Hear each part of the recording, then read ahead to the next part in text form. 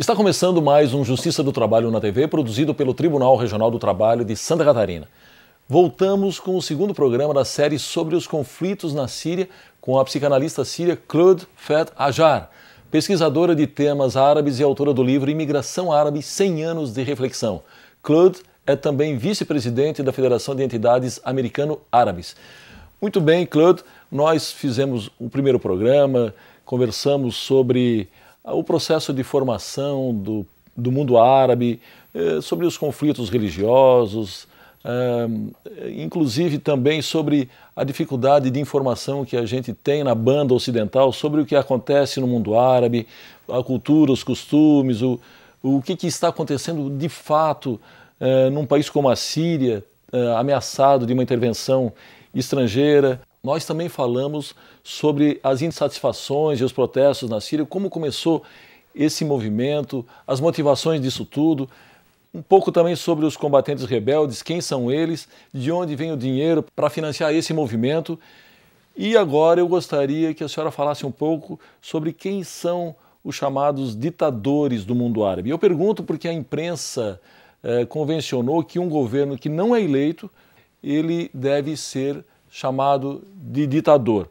A senhora, inclusive, questionou no programa Canal Livre, do qual participou, se um modelo de democracia bipartidária como o existente nos Estados Unidos deveria servir de referencial para países como a Síria. A senhora, então, tem várias questões para começarmos essa nossa conversa. Bem, quem são os países, na minha opinião, ditadores no Oriente Médio? Para mim,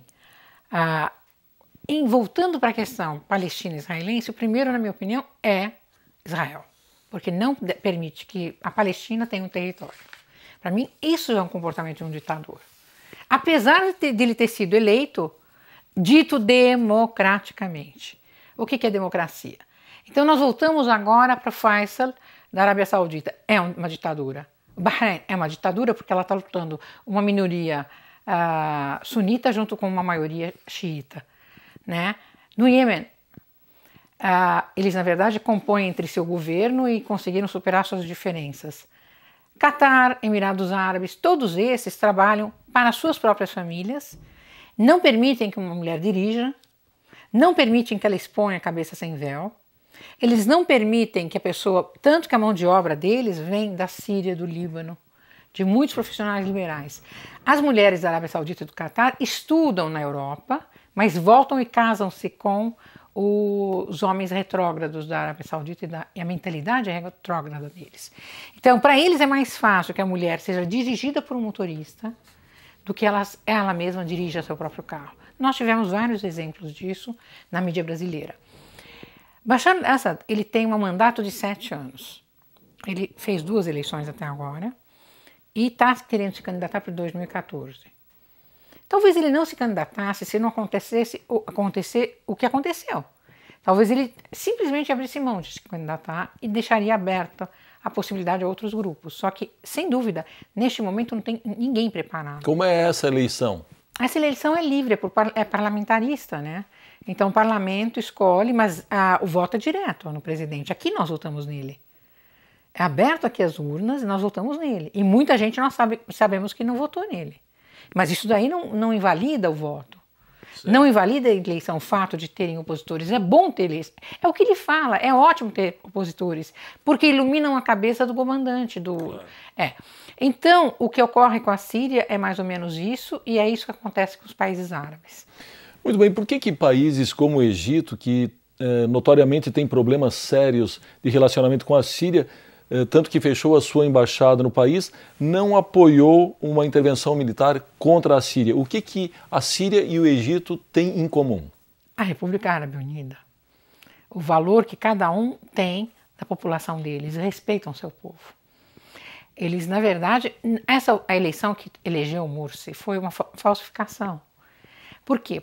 Os outros que foram também se candidataram não receberam ajuda externa, e não foram às urnas para votar, para derrotar o Morsi. Então, eles se ausentaram e se omitiram e ficaram esperando ver o que ia acontecer. Até que agora colocaram eles para fora. É a Irmandade Muçulmana que está... Não se esqueça da visita que Erdogan fez ao Egito. Sim. A visita que ele fez a Tunis, porque são todos governos do Partido Justicialista dele, Justiça e Liberdade, que é da Irmandade Muçulmana. E eles queriam implantar uma Irmandade Muçulmana na Síria, financiada pelo Catar, e por ordem americana, o Catar se retirou. Simplesmente o Congresso americano mais o Pentágono falou, olha, acabou, você pensou que ia poder conseguir, você não conseguiu. A mesma coisa está acontecendo agora com a Turquia. Né? Você prometeu que livraria o país desse presidente, você não está conseguindo, está o caos na Síria. Então, a democracia... Se a Turquia é uma democracia, pode ser. Mas uma democracia que está pensando em destruir o vizinho. Sendo que a primeira opção da Turquia, depois de Kemal Atatürk, no começo do século XIX, era zero problemas com os vizinhos. E eles vinham no zero problemas com os vizinhos, só que eles já estavam arquitetando isso. Seja ele, seja o Catar.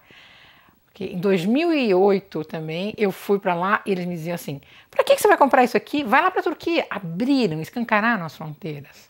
E o comércio era intenso, a amizade era intensa.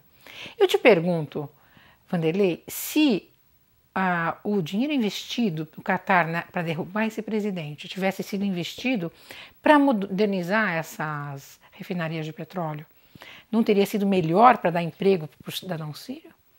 Então não há interesse em que a Síria se reerga. Existe a necessidade de que a Síria entre no caos. E isso favorece a quem?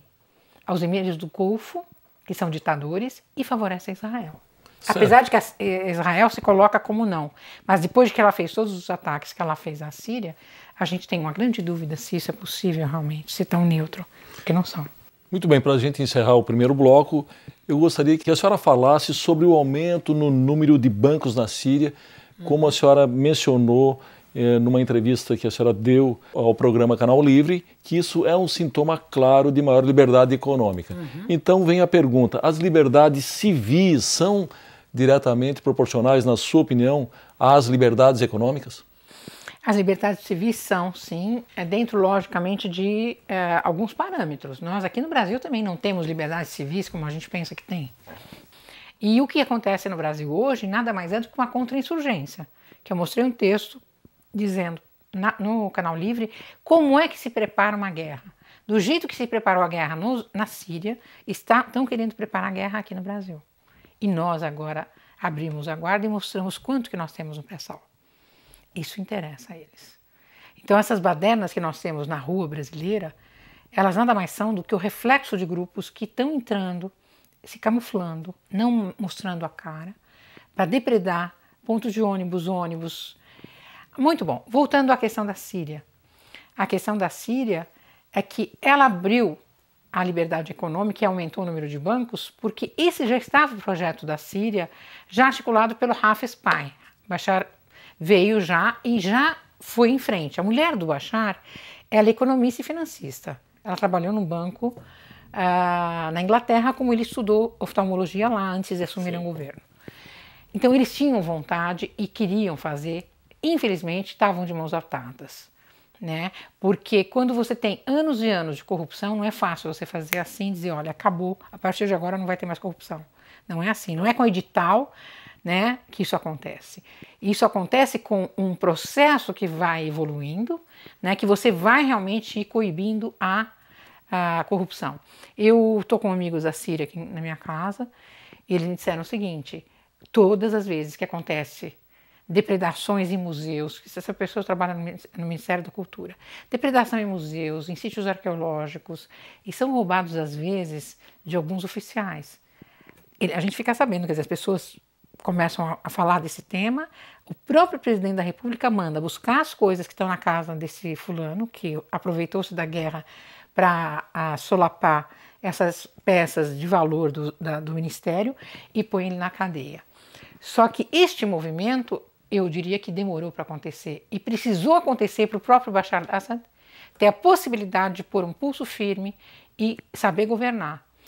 Para mim, governar não é ir atrás do que os direitos humanos falam. Não sou contra direitos humanos, mas se são direitos humanos manipulados ou não. E aí nós vamos voltar para o Boaventura Souza Santos, que ele vai te falar como é que foram montadas as primeiras equipes de direitos humanos. Nós temos o Observatório Sírio de Direitos Humanos, que está sediado em Londres, e que é de um desertor da Síria, não desertor, ele está há 13 anos em Londres. Ele era um opositor que queria a queda do regime e é pago pelo MI6, que é o serviço de secreto londrino da Inglaterra. Este cara foi tirado da Síria pelo MI6, foi colocado nos subúrbios de Londres e a palavra dele era a lei, porque era a única pessoa que falava algum tipo de coisa, mesmo que fosse toda errada. Né? Então, essas pessoas, quando elas têm um propósito, que é tirar o comandante, o chefe da nação, o presidente, e querem eles ocupar o lugar, ele fala assim, eu não volto para a Síria enquanto esse cara estiver no... Mas por que esse cara? Quem é esse cara? O que você tem contra ele?